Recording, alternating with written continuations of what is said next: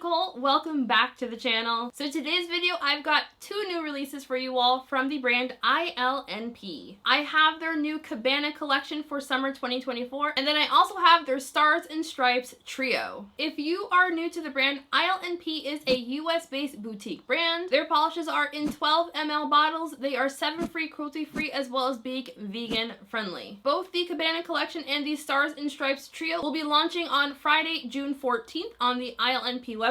ILNP also sells their polishes on Etsy and Amazon. All of the products featured in today's video were sent to me by ILNP in PR. This video is not sponsored, and thank you very much to ILNP for gifting me these polishes. So as always, down in the description box, I will have links to where you can pick these polishes up, links to the brand's social media pages, my social media pages, plus my new YouTube channel, as well as timestamps. Let's just get into this video. I just wanted to show that ILNP polishes come in these lovely little boxes. The Studio Color line comes in the white box, and all other polishes come in the black one. All of the polishes in ILNP's Studio Color line are all of their creams and then their jellies without any kind of specialty effects. If the polish has a specialty effect, it's in the Boutique Effect line. All of these Studio Color polishes feature a rounded paddle brush, and then the Boutique Effect polishes feature a more standard square flat brush. And just in case anyone at ILNP watches this video, your fans would love it if you just switched to having the same rounded paddle brush for all polishes. First up from the Stars and Stripes trio, we have a Canvas, which ILNP describes as an opaque white cream.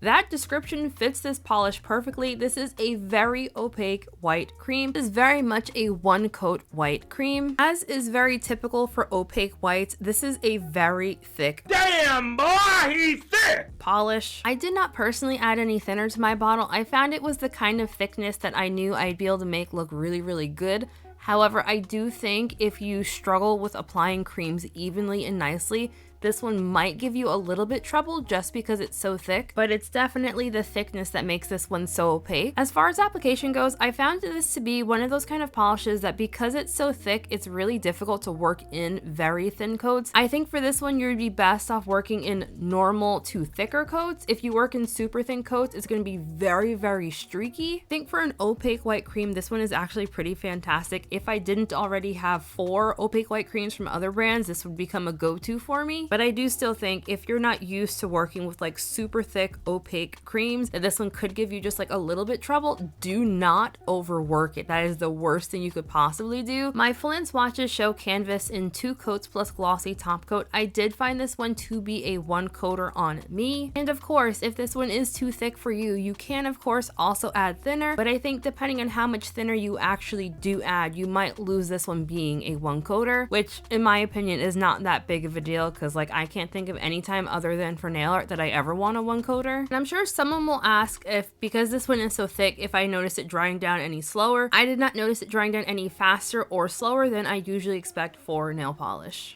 And next up we have Cherry, which ILNP describes as a juicy cherry red. Cherry also had a really fantastic formula. I found this one just leans a little bit towards being a jelly. Initially, I was kind of questioning if it was actually supposed to be a jelly, but in comparison to the jellies from the watercolors collection, this one is definitely not as sheer as those polishes are. But I think it's just one of those red shades that just leans a little bit in the jelly department. Coverage for this one is very even. However, I did find because this one leans a little bit towards being a jelly, I did have visible nail line with it. My full-length swatches show it in 3 coats plus glossy top coat. However, the only reason why I added a 3rd coat for my full-length swatches was just because I was curious to see if it would be able to reach full opacity. It does not. I think I'll just call this one a 2 coater because I really did not see that big of a difference between 2 coats and 3. Like, it's a tiny bit more opaque, but it's still not actually opaque. It's just a little bit more. This is a really beautiful shade of red. I really agree with ILNP. This one does look very juicy on the nails. On me, I found this leans a bit more cool toned as far as undertones go. I did not personally experience any staining with this polish, but I would always recommend wearing base coat. And the final polish in the Stars and Stripes trio is Tribute. ILNP describes this one as a classic deep blue. Tribute also had a fantastic formula where Canvas was a solid 1 coater and Cherry was a bit more sheer. I found Tribute to be right in the middle of those 2 polishes. On that first coat, it looks a little bit sheer, but I was able to reach full opacity with it in 2 coats. I did, however, notice if you work in fairly thick coats with this one, I do think this one has the potential to be a 1-coater, but you'd have to work in very thick coats to get it there. I absolutely love this shade of blue. It is too dark to be a cobalt, but I think it's too light to be a navy blue. I think I'd put it in the darker side of a royal blue. Do you think going with the whole like American flag theme? I do think this is very much like the shade of blue that I would see on the American flag. Okay, I might be telling on myself not knowing the exact shade of blue that's on the American flag, even though I am in fact an American. So here's a little clip of my dog looking oh so cute. My full-length swatches showed tribute in 2 coats plus a glossy top coat. I did not personally experience any staining with this one, but it's very pigmented, so make sure to wear base coat. And now we have the Cabana collection. This first polish is called Bear. ILNP describes it as a sandy beige sprinkled with a delicate holographic sparkle. I went into swatching Bear thinking that I was going to hate it. I am not really a huge lover of beige colors in general for nail polish. Imagine my surprise when I did my first coat and saw how it had this very sheer wash of color, but with a ton of holographic sparkle. I was in love. I won't kid myself. If this one did not have any holographic in it, I probably would not have even wanted to wear it. However, it does have holographic in it, and I absolutely love this one. This also had a really great formula, not too thick or too thin. I found the polish itself applied really evenly and smoothly. I decided to try building this one up in 3 coats because I kind of wanted to see how much opacity you would get by adding more layers to it. I do think this one is going to be anywhere from a 1 to a 3 coater. The holographic in here is very fine and very delicate. I could for sure see it in person very easily. I don't feel like it picked up super great, honestly, especially in my natural light shots, but in person, I could definitely see a very delicate holographic twinkle in here. The holographic that they use for this one does not dry down textured. You still will want top coat because, like, why are you not wearing top coat? I don't anticipate the holographic giving you too much difficulty on removal, so if for whatever reason you wanted to scrub this one off, you probably could relatively easily.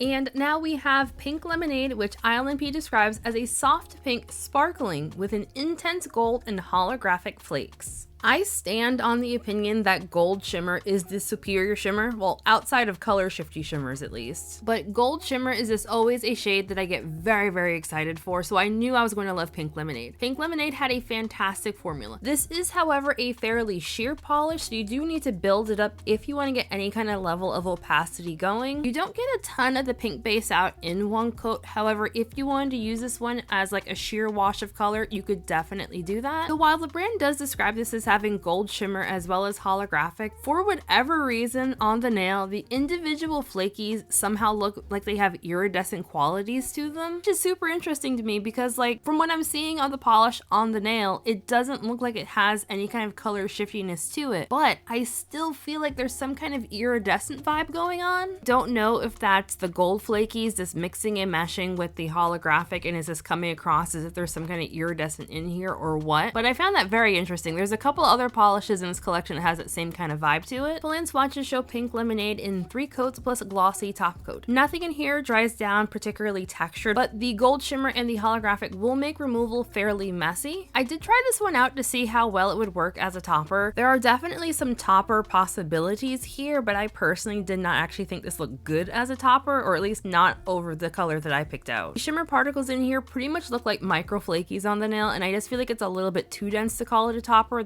but that's largely personal preference. And now we have Brightside, which ILNP describes as a fiery orange shimmer nail polish. Brightside also had a fantastic formula. The base did not feel overly thick or thin, and I had 0 application issues.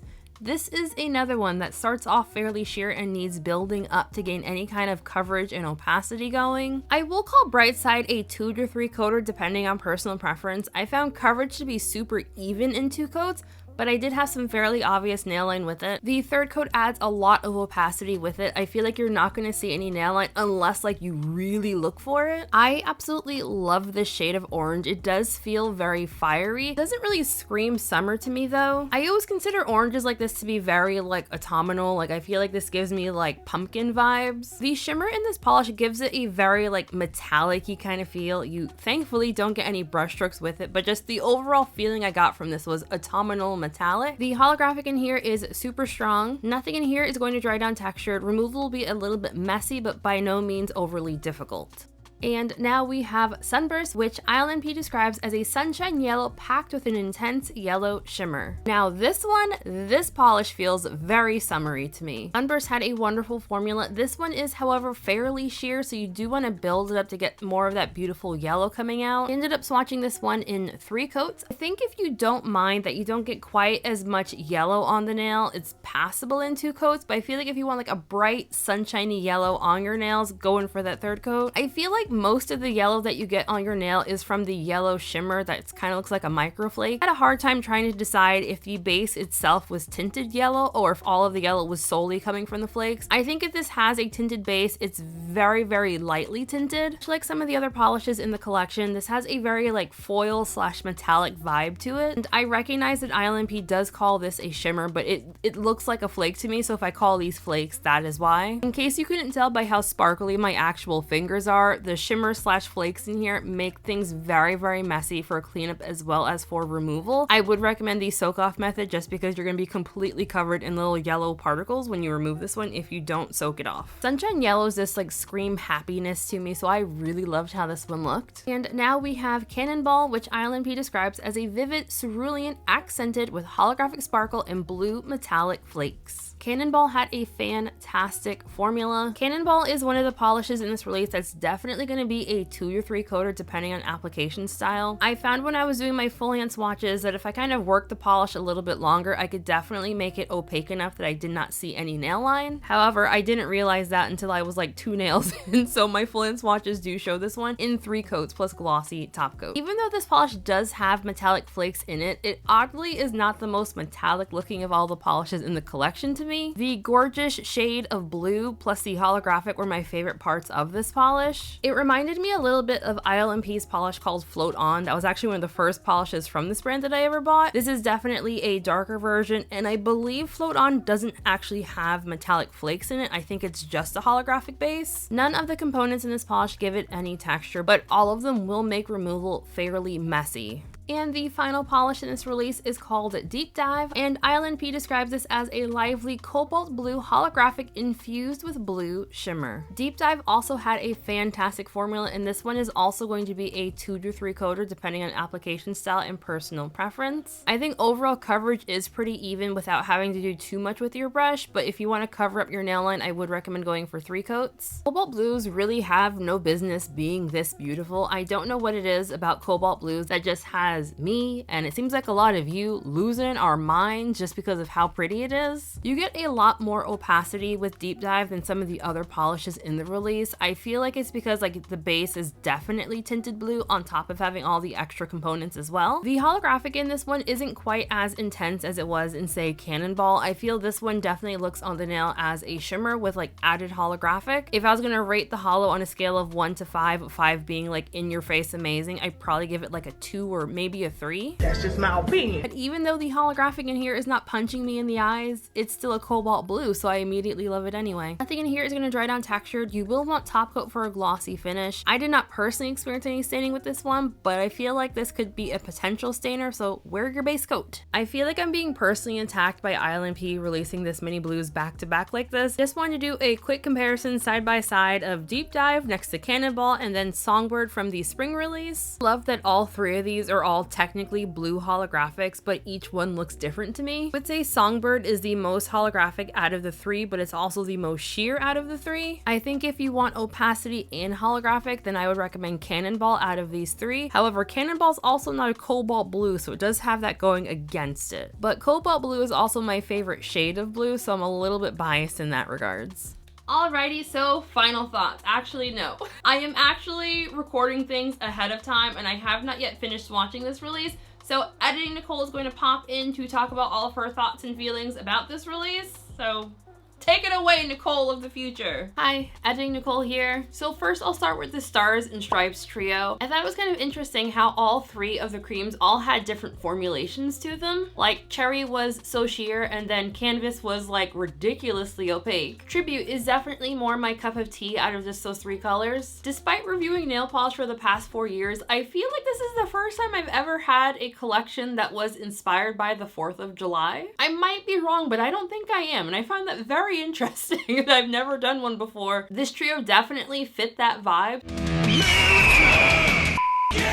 I'm sure no one has to be told that my top pick from the trio is definitely going to be Tribute. I love blue creams.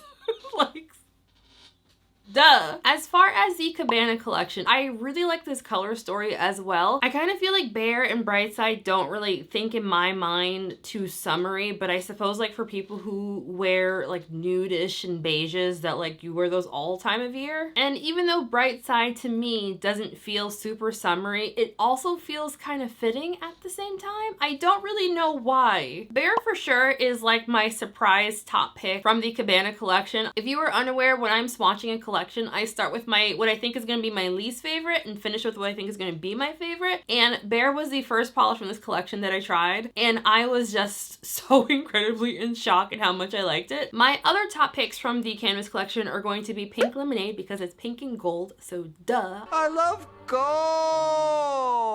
I don't like doing 4 top picks from a 6 polish release because I feel like that's a lot, but I can't decide if I like Deep Dive or Sunburst more, so unfortunately I'm gonna go with 4. So that is it for my top picks, and Nicole from the past, take it over. As far as sale and pricing information goes, ILNP polishes are generally priced between $10 and $12.50, and that is in US dollars. Neither of these releases are limited edition, and ILNP does a fantastic job at keeping things in stock, so don't feel FOMO. I would love to know what everyone else thought of this release. Before we end today's video, I do want to give a very special shout out to my channel members, Shenanigans. Thank you guys so much for the love and support. Names, of course, are all on the screen right now. If you would like to sign up for my channel memberships, I have a link for that in the description box, or you can click join next to the subscribe button. And if you haven't already subscribed to the channel, you made it to the end, you might as well subscribe. Like, come on now, you might as well subscribe. You know you enjoyed it.